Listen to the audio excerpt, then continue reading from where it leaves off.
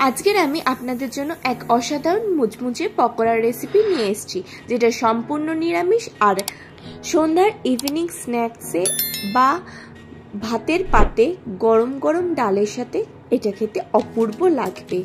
কুমড়ো পাতার এই স্ন্যাক্সটি আপনারা অবশ্যই বাড়িতে তৈরি করুন। এটা খুব ইজিলি তৈরি হয়েছে আর খেতেও হয় দুর্দান্ত। এতে আমি কিছু স্পেশাল ট্রিপস আর সিক্রেট মশলা ব্যবহার করেছি, যেটা এর স্বাদকে আরও দ্বিগুণ করে দেবে। বাই দ্য ওয়ে, আমি মৌ, আপনাদের সকলকে আমার চ্যানেলে স্বাগত। এটি তৈরি করার জন্য আমাদের লাগবে কুমড়ো পাতা। দেখুন, আমি কুমড়ো পাতাকে ভালোভাবে ধুয়ে নিয়েছি। এবার কুমড়ো পাতাটাকে একটা করে নিচ্ছি, নিয়ে কাপড় দিয়ে খুব ভালোভাবে কুমড়ো পাতাগুলোকে মুছে নিচ্ছি।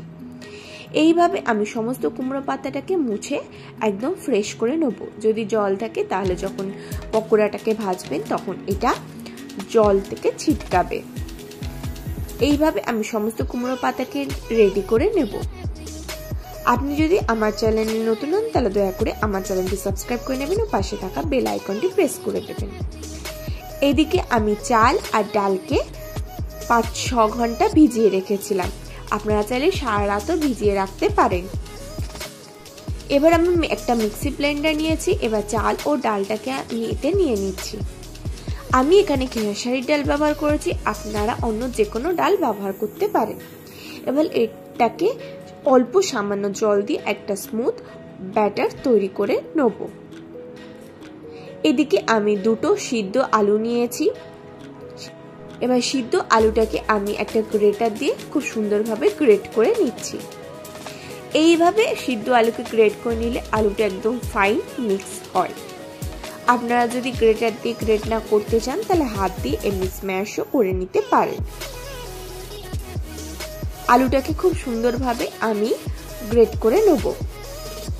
আপনারা যে কোনো নিরামিষ দিনে অবশ্যই একবার এই রেসিপিটি ট্রাই করবেন। এটা খেতে দুর্দান্ত লাগে। ইভিনিং স্ন্যাক্সে এটা চায়ের সাথে যেরকম সুন্দর লাগে, তেমনই দুপুরবেলা গরম ভাতের পাতে ডালের সাথে অপূর্ব লাগে। এবার গ্যাসে আমি তেল নিয়ে নিয়েছি। তেল গরম হয়ে গেলে গোটা জিরে ও গোটা সর্ষে দিয়েছি, দিয়ে এটাকে হালকা নেড়ে চেড়ে নিয়েছি। এতে সামান্য নারকেল কুচি দিয়েছি, দিয়ে নারকেল কুচিটাকেও এর সাথে খুব ভালোভাবে নেড়ে চেড়ে ভেজে নিচ্ছি। দেখুন, খুব সুন্দরভাবে নেড়ে চেড়ে ভেজে নিচ্ছি। এবার এতে আমি দিয়ে দিচ্ছি পেঁয়াজ কুচি। আপনি যদি সম্পূর্ণ নিরামিষ করতে চান তাহলে এখানে পেঁয়াজটাকে অ্যাভয়েড করতে পারেন। পেঁয়াজটাকে অ্যাভয়েড করে এটা সম্পূর্ণ নিরামিষ হবে। এবার এতে দিয়ে দেবো লঙ্কা কুচি। লঙ্কা কুচি দিয়ে পেঁয়াজ ও লঙ্কাটাকেও এর সাথে খুব ভালোভাবে নেড়ে চেড়ে ভেজে নেব। পেঁয়াজটাকে আমি এইভাবে 3-4 মিনিট ভেজে নেব। নিয়ে এতে আমি দিয়ে দেবো কয়েকটা কারি পাতা। কারি পাতা দিয়ে কারি পাতাটাকেও এর সাথে খুব ভালোভাবে নেড়ে চেড়ে নেবো। এই কারি পাতা দিলে খুব সুন্দর একটা ফ্লেভার আসবে। আপনারা অবশ্যই এই কারি পাতাটা অ্যাড করবেন। কারি পাতা দিয়ে এটাকে আবারও নেড়ে চেড়ে ভেজে নিচ্ছি। এটাকে খুব ভালোভাবে নেড়ে চেড়ে নিয়ে এবার এতে দিয়ে দেবো হলুদ গুঁড়ো, দিয়ে দেবো লঙ্কা গুঁড়ো। হলুদ ও লঙ্কা গুঁড়ো দিয়ে এটাকে খুব ভালোভাবে নেড়ে চেড়ে নেবো। এবার এতে দিয়ে দেবো গ্রেট করে রাখা সিদ্ধ আলু। গ্রেট করে রাখা সিদ্ধ আলু দিয়ে এর সাথে খুব ভালোভাবে নেড়ে চেড়ে নেবো, নিয়ে খুব সুন্দরভাবে মিশিয়ে নেব। দেখুন, মশলার সাথে আলুটাকে খুব ভালোভাবে নেড়ে চেড়ে কষিয়ে নিচ্ছি।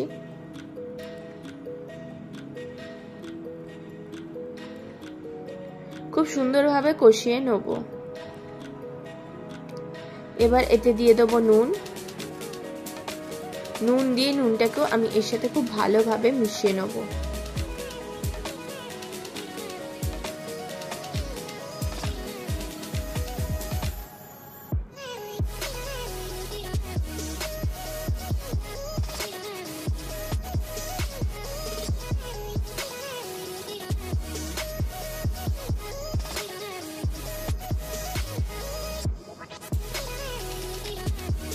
দেখুন, মশলাটাকে আমি খুব সুন্দরভাবে এই আলুর সাথে মিশিয়ে নিয়েছি। এবার গ্যাসের ফ্লেম অফ করে দেবো, দিয়ে এটাকে একটা পাত্রে ঢেলে নেব। এবার এটাকে আমি ভালোভাবে পাত্রের ওপর ছড়িয়ে দিয়ে এটাকে ঠান্ডা হতে দেব। এটা ঠান্ডা হোক চলুন ততক্ষণ যে ব্যাটারটা তৈরি করেছিলাম সেটাকে আমি একটা পাত্রে ঢেলে নিয়েছি। এবার এতে আমি দিয়ে দেবো স্বাদ অনুসারে নুন, দিয়ে দেবো পরিমাণ মতন হলুদ গুঁড়ো, আর দিয়ে দেবো পরিমাণ মতন লঙ্কা গুঁড়ো, দিয়ে এর সাথে খুব ভালোভাবে মিশিয়ে নেব। এটাকে আমি খুব সুন্দরভাবে মশলা দিয়ে খুব সুন্দরভাবে ফেটিয়ে নেব। দেখুন আমি খুব সুন্দরভাবে ফেটিয়ে নিয়েছি।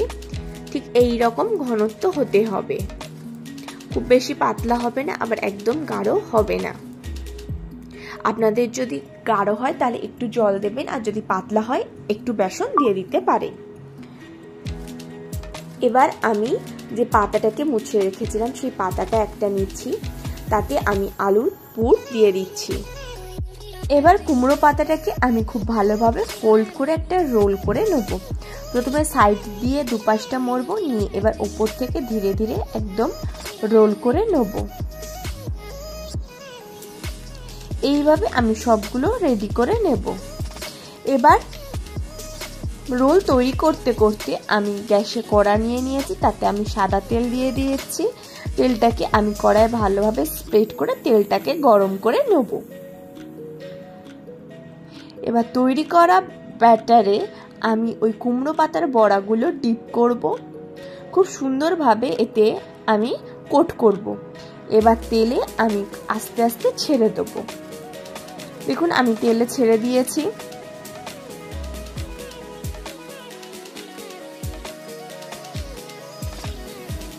একদিকটা ভাজা হয়ে গেলে আমি উল্টে দিয়ে অপর দিকটাকেও ভেজে নেব। আমি এবারে উল্টে পাল্টে খুব সুন্দর করে এই পকোড়াগুলোকে একদম লাল করে ভেজে নেব।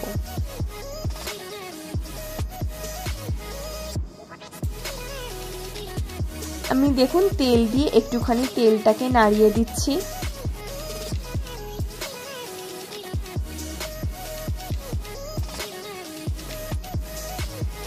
প্রসঙ্গত বলে রাখি, এই সময় গ্যাসের ফ্লেম একদম হাই থাকবে।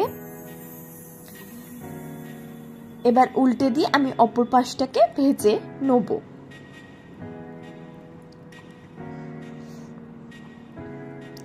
উল্টে পাল্টে আমি সমস্ত দিকটা খুব সুন্দর করে লাল করে ভেজে নেব।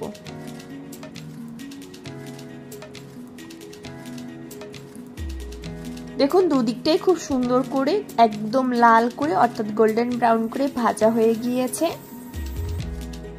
এবার এগটাকে আমি ভালোভাবে তুলে তেল ঝাড়িয়ে একটা পাত্রে রেখে দেব। আমি তুলে সাইডে ধরছি, তাহলে এক্সট্রা তেলটা বাদ চলে যাচ্ছে। দিলে এটাকে আমি একটা পাত্রে তুলে নেব।